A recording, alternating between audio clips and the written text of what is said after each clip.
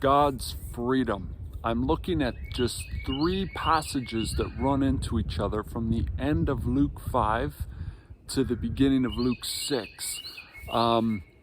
God's freedom. Now, I'm not speaking to those of us that use God's grace cheaply, lightly, looking for freedom in God. I can do whatever I want. God will forgive me. God's grace covers me. We're told in Jude 1 verse 4 that people who pervert, who change God's grace into a license for immorality, that kind of talk, that kind of living, it says they have designated condemnation. It dismisses that kind of talk about the grace of God. The freedom in Jesus that I'm talking about and that I believe Jesus is modeling for us is for those people that want God's holiness, that are pursuing Christ, but then fall into legalism.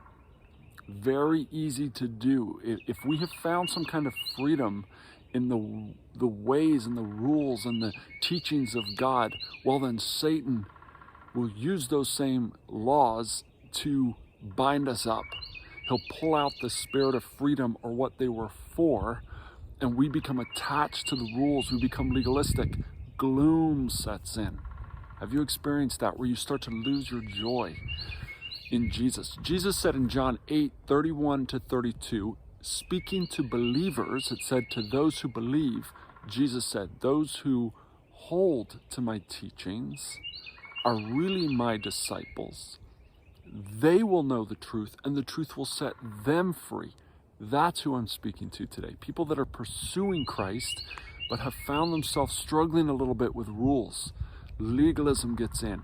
Soon we find ourselves focusing not on Christ, but on Christ's rules or God's rules. When the Son sets you free, 8:36, when the Son sets you free, you are free indeed. Now listen, it's not cheap. It comes with focus. So let's just look at these 3 passages briefly. So at the end of Luke 5, verses 33 to 39, Jesus is challenged about fasting. The religious leaders say, hey, John's disciples fast and pray. Why aren't your disciples doing this? Now, look at this, my friends. We won't get too deep into it, but why aren't Jesus' disciples doing this? Is he not the pinnacle of like religion? And it's all these other little groups, good people, John the Baptist, but not Jesus. What's happening there? Where's the breakdown? Jesus speaks to them about, he doesn't really get into it. He says the bridegroom's with them. God is here. The whole purpose of fasting and prayer is ultimately the presence of God. He's saying God's here. Fasting and prayer is irrelevant. Now listen, little insight here. Jesus is with you too. He never left again. He's with you. He's still with you. In many respects, I'm going out on a limb here, Jesus' true disciples are not the ones caught up and bound in fasting and prayer, actually. Jesus is with them. He's with us. The bridegroom has come. It is finished. John 19:30. Then Jesus says to them something very interesting about the patch of cloth. It will rip if it's sewn onto an old garment. He says new wine needs new wineskins. He's challenging the listeners, the Pharisees, in this context of fasting, prayer, spiritual discipline. He's challenging them. He's saying you're going to need to be a new wineskin. You're going to need to be born again for this new wine. But then he says in verse 39, he says, but some people drink the old wine and they say the old wine is better. Some of us hold on to rules and legalism even when we catch a glimpse of the freedom and the grace in Jesus, because it just feels too much like wind.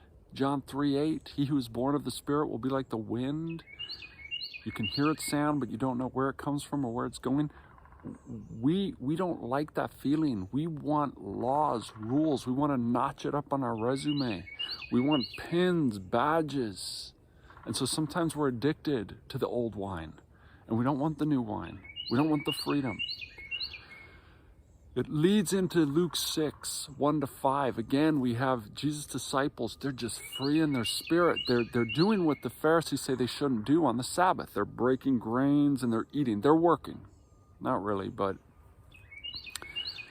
Jesus points them to 1 Samuel 21 when David, who was just a ruddy warrior at this point, eats the bread of the priests. And Jesus said it was only lawful for the priest to eat. Now listen, I've seen lots of people trying to explain that, oh, David was actually a priest. That's not the point. That's not Jesus' point. His point is something greater than the law was at work. And it was right that David ate the bread. And Jesus goes on to say famously, Luke 6:5, the Sabbath, well, he says, Jesus is the Lord of the Sabbath. In another place, he says, the Sabbath was made for man and not man for the Sabbath. But Jesus is saying, look, I am the Lord of the Sabbath. I'm here. The whole purpose of the Sabbath is to rest and be in the presence of God. God is here. The rules are there to lead us to Christ. Christ is here. Now, and again, an insight, he's with you. He's still with you. The freedom the disciples were feeling, the defense of Jesus on their breaking of the law, like David, like Rahab. In Hebrews 11, Jesus is saying, these people are free in me. These people are with the King. They've been led by the law to find the freedom of the Spirit. They're here now. Are you reveling in this freedom that Christ gives you? Or have you, as it says in Galatians 3:3, having begun with the Spirit, a joyful receiving of Jesus into your life, are you now so foolish as to try to attain your goal through human effort and the law? The whole of Galatians 1-6 is about the law. Read that, particularly chapter 5. We go on, we'll finish here, Luke 6:6-11. We have Jesus doing more work on the Sabbath, healing a man. Now, what's amazing is the people are actually watching for him to heal so they can accuse him. Can you imagine? There are people who've told me if I could see a miracle of Jesus, I'd believe. These people were actually hoping Jesus would do a miracle so they could accuse him of breaking a law of doing work or healing on the Sabbath. It was so dark, so twisted. They were actually looking for evidence of the power of God so they could accuse God, use his own rules against them. They were so off. It says that Jesus said to them, again, famously, Luke 6:9, is it right to do good or evil on the Sabbath? What's it all about? And it said he looked at every one of them. Then he healed the man. It says they were filled with fury. Isn't that amazing? They see a miracle of Jesus. They're filled with fury. Listen, folks, people's opposition to Jesus runs very deep. Sometimes they say, oh, if it's just this, it doesn't make sense to me. It's not that lighthearted. It runs so deep that in many cases, if Jesus were to appear before someone and do a miracle sign, they would be filled with fury because they don't want to see his power. They don't want him to be God. They want to be God. So they'll come up with excuses. God is going to judge all this. He's going to expose all this. What's in darkness, the motives of man's heart will be made clear. We can't do that. But this passage is fascinating. Again, Jesus is showing that he's Lord of the Sabbath. My friends, this same Jesus that set those disciples free from fasting, that set the disciples free from laws and rules on the Sabbath, he's with you.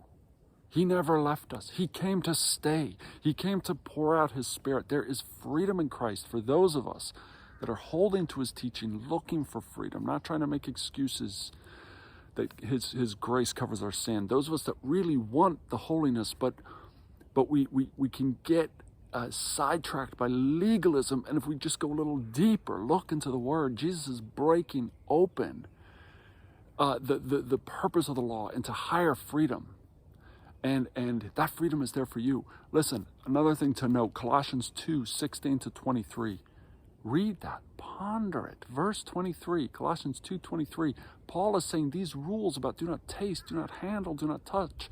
He says they have an appearance of wisdom with their self-imposed worship, but they have no power in the things that matter, i.e., to resist immoral living. That's Galatians 2:23. But from 16 to 23, read Galatians 5. And also, regarding fasting, Isaiah 58, 6 to 9, the fasting that God requires is this. It says to loose the chains of the oppressed, to fight injustice, to feed and share with the hungry, which is interesting. Not depriving yourself of your food. Eat your food and share your food with the hungry. This is the spirit of God's real law. So don't be distracted. Don't be bound up by legalism. The winds of the freedom of Christ are boundless. God bless you.